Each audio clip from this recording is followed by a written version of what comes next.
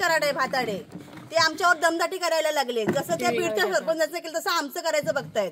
यांच्यापासून आमच्या जीवाला धोका आहे, कारण प्रत्येक वेळी ते दमदाटी करत असतात आम्हाला, शिवीगाळ्याशिवाय बोलत नाहीत आम्हाला. मागच्या वेळी काय बोलला होता? मागच्या वेळी पण आमची लायकी वगैरे काढली नाही, खुर्चीवर बसायची लायकी नाही असे ते बोलतात. खुर्च्या खाली करा तुम्ही, खुर्च्या खाली करा सांगितली नाही आम्हाला. आतापर्यंत तुम्ही काय केलं? कामं कशाची केली तुम्ही? पहिल्या वेळी हा प्रकार झाला, आता परत तरी पण आमची कोणी दखल घेतला नाही. त्यांच्या दारात जाऊन सुद्धा पोलीस स्टेशनला गेला होता. पोलीस स्टेशनला गेलो होतो तिरगावला. काय बोललाय? काय बोलले पोलीस? ते बोलले काय तुम्हाला हात लावलं काय, तुम्हाला जबरदस्ती केलं काय, तुमच्या हाताला धरलं काय, तुमच्या कांचुलात मारलं काय? अहो अंगाला टच करत आले तरी अजून काय पाहिजे त्यांना?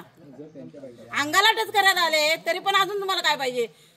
जबरदस्ती केल्यावर तुम्ही काय करणार होतात का कारवाई? कोण हवालदार बोलला तुम्हाला? कोण हवालदार? ते पाटेकर का पाटील गिरगावचे पाटेकर. त्यांच्या जर बायकांना जर त्यांच्या बायकावर नोर असते तर त्याने असं विचारलं ते पोलीस जरी अधिकारी असले, जर एखादा सामान्य माणसं जर एखाद्या त्यांच्या बायकोला जर बोलला की तुला कानाखाली देऊन तुझी लायकी नाही, तर ते गप्प बसतील काय? आम्ही सामान्य म्हणून आम्ही सहन करायचं काय अत्याचार? मी एवढं पण सांगितलं, सरपंच आहे, जरा काहीतरी मान मर्यादा सांभाळून बोलत जा. आम्ही तुम्हाला अरेरावी नाही ना करत, पण तुम्ही जरा भाषा व्यवस्थित वापरा. सरपंच तुझी लायकी नाही खुर्चीवर बसायची, आई घालायला खुर्ची सांभाळलीस का? हे बोलणं झालं का? ह्या चिडवरच मी सगळ्यांना घेऊन खाली गेले स्टेशनला. एवढा अति करतोय, एवढा अति करून जर तुम्ही शासन आम्हाला जर साथ देत नाही, त्याची कारवाई करत नाही, मग तुम्ही लेडीजला संरक्षण काय करणार? ह्याला कुणाचा पाठिंबा आहे काय? मग ह्याला कुणाचा पाठिंबा असणारच, कारण त्यांना आम्हाला मोठमोठ्या यांच्या आमदारांच्या धमक्या देतो. आमदार सांगतायत, खासदार सांगतायत. मी चिपळूण तालुक्याचा आमदार आहे, खासदार आहे बोलतो आम्हाला सरळ. तो बोलतो व्हिडिओ पर्यंत जा, जरा सांगतो व्हिडिओ पर्यंत जा, कुठं जायचं तिकडे जा. तळशीदार एखादी जर तक्रार नोंदवत घेत नसेल म्हणजे तळशीदारांचा सुद्धा हात असेल, त्यामुळे हात असल्यामुळे तुम्ही कारवाई करत नाही, त्याच्यावरती तक्रार घेत नाहीत नोंदवून आमची. तो त्यावेळेस भातडेने अरतुरा करून तू कशाला पुढे राहिला, तुझा काय संबंध, तुझा येण्याचा इथं काय संबंध? आणि या उद्देशाने करत असताना आम्ही अधिकारी आहोत, आम्ही नाही, त्यांच्याशी आम्ही गाठीभेटी आमचे संपर्क झालेले आहेत त्यांच्याशी. मग या उद्देशाने आपण वावरत असताना म्हटलं थांबा, त्यांची झाली असती तुम्ही चर्चा करा. अधिकारी तलाठी मॅडम यांनी आम्हाला रितसर बोलवले, त्याप्रमाणे गावचे प्रतिनिधी या नात्याने आम्ही आलोय. आणि हे करत असताना त्याने मला उद्धट उत्तर घेऊन तू कशा, तुझा काय संबंध, बाजूला हो, काय समजतो तू, ही त्यांना दमदाटीची वर्तन करून त्याच्यावरती जेव्हा जेसीबी माझ्या अंगावरती जीवे मारण्याचा जेसीबीच्या सानिध्यातून प्रयत्न करत असताना ते मी बाजूला सर्व मी झेपावलं म्हणून त्या साईडला माझा जीव तरी बचावला. आणि त्यानंतर आम्ही तात्काळ सर्व यंत्रणा करत असताना आम्ही जेव्हा महसूल खात्याच्या विभागाने जेव्हा सर्कल आले तेव्हा रितसर सांगत होतं की हेच प्रकरण सर्व पोलीस स्टेशनच्या माध्यमातून तुम्ही सर्व हे चालू राहू द्या. तेव्हा त्यांनी त्यांचे नातेवाईक जे कोण होते त्यांच्या सानिध्यातून ते नातेवाईक कोण येणार आहेत, त्यांच्या नातेवाईकांना मी डंपरला ट्रॅक्टर काढण्यासाठी मी त्यांना ड्रायव्हरशी संपर्क करतोय. ह्या माध्यमातून जेव्हा त्याने वेळ काढला ते त्यानंतर सरासर आम्हाला 8-8:30 वाजले. संपूर्ण त्यांनी न करताना त्यांचे नातेवाईक त्यांचे टेम्पर कालावधी जवळजवळ 3 ते 3.5 तासाचा कालावधी त्याने लोटला. त्यानंतर नाही म्हणताना जेसीबीचा म्हणजे ह्याचा ट्रॅक्टरचा कोणी तो ड्रायव्हर आला नाही. त्या जसं काय ते बिना चावीची काय जॉईंटनी ती चालू करतात त्या पद्धतीने ट्रॅक्टर तो चालू केला, बाहेर काढला, पंचायती समोर त्याने नेऊन आपल्या समोर आमच्या ताब्यात देऊन तिथे हे केला. परंतु वास्तविकरित्या त्यांना आम्ही सांगत होतो की या ठिकाणी रात्री अपरात्री जवळजवळ गावापासून वस्तीपासून ग्रामपंचायती 2 किलोमीटरच्या अंतरावर आहे, त्या ठिकाणी कोण तिची सांभाळणा करणार किंवा जप्ती करणार. मग या उद्देशाने म्हटलं आपण उद्यापासून त्याची प्रोसिजर चालू करू. त्यानंतर आम्ही 11 वाजता पंचायतीमध्ये सर्व आम्ही ग्रामपंचायत सर्व आम्ही एकत्र सदस्य वगैरे जमलो.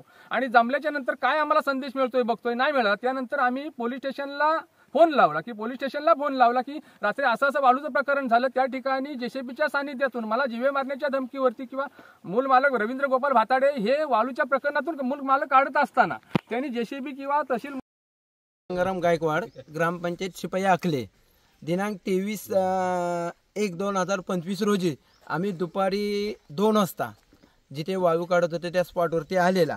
तर इथे एक महेश निकम तळेंचा कोतवाल, तलाठी मॅडम आणि मंगेश कदम आणि मी एक शिपाई धनंजय गायकवाड इथं आले असताना आम्हाला इथे वाळू काढताना मिळालीत लोक 4 जण होते. तर आम्ही इथं आल्याच्या नंतर मॅडमनी त्या भाताड्यांना विचारलं तुम्ही हे काय करताय, तर ते म्हटले नाही गावाला पाणी नाही, मी नदी साफ करतोय. कोण मॅडम? तलाठी मॅडमनी विचारलं. तर मॅडम म्हटल्या तुम्हाला नदी साफ करायची असेल तर तुम्ही परमिशन घ्यायचं आणि करायचं. तर नाही मॅडम मी आमदारांशी बोललोय असे भाताडे बोलले. आमदारांशी बोललोय. नंतर वेळोवेळी ते भाताडे यायचे आणि मॅडमना सांगायचे मॅडम फोनवरती बोला, आमदारांचा फोन आहे तुम्हाला. मॅडम म्हटल्या मी काय आमदारांशी बोलणार, मी माझ्या साहेबांशी बोलणार. नाही मॅडम तुम्ही आमदारांशी बोलल्याशिवाय हा विषय मिटणार कसा. असे ते बोलत होते. नंतर इथे दोघेजण ते भैया होते, भैयाच बोलतो मी, दोघेजण इथं वरती होते शेतात. तर मी ते त्यांना म्हटलं हे तुम्हाला मराठी येतं काय? ते म्हणले नाही. मग मी म्हटलं इधर तुम क्या करने आए आहे? तर हम इधर देखने आए. क्या देखने आए? नहीं इधर हम ऐसे ही घूमने आए हैं.